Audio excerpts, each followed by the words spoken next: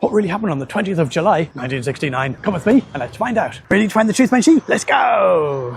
That's when the Apollo 11 landed on the moon, taking Neil Armstrong and Buzz Aldrin for their giant walk.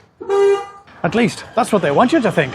Armstrong and Aldrin were in love with a girl called Mary Tranks from Sligo, but she'd already agreed to marry my great-grandfather, Columbio Delaney, in exchange for a lovely eagle which she called Moondog, in honour of the horse that won the Grand National the year she was born. But then, when Moondog went missing, the two space cowboys leapt into action.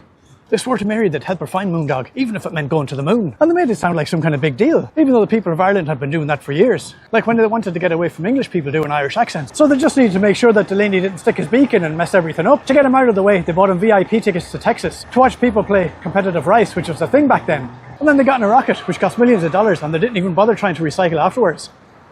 And there was photos and all kinds of fuss. But when they returned, they did have Moondog. Mary was delighted, and she broke up with Delaney and told the two lads she'd marry them both. But when he got back from Texas, Delaney was suspicious. There were no mice up on the moon, so what the hell would the eagle be doing up there in the first place? So he waited for the next rainbow, and then he strolled up to the moon to take a closer look. The whole thing was a con job. In the photos they'd sent, you could clearly see their footsteps on the moon. But when he went up there now, there was only Irish footprints. So to confirm his worst suspicions, Delaney asked his brother-in-law, who'd been smoking a pipe up on the moon for years, to get away from his children so they wouldn't be annoying him.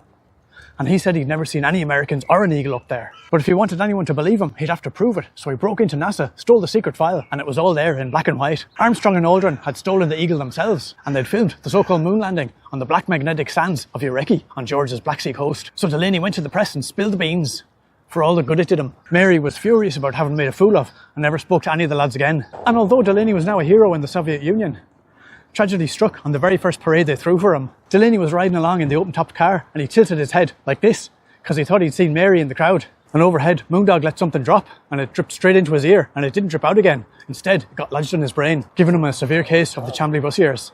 And he died. But that's nothing compared to what happened to my other great-grandfather. Make sure you follow or subscribe, or whatever they call it these days, so you don't miss that story. Ready to find the truth, Menchie? Let's go!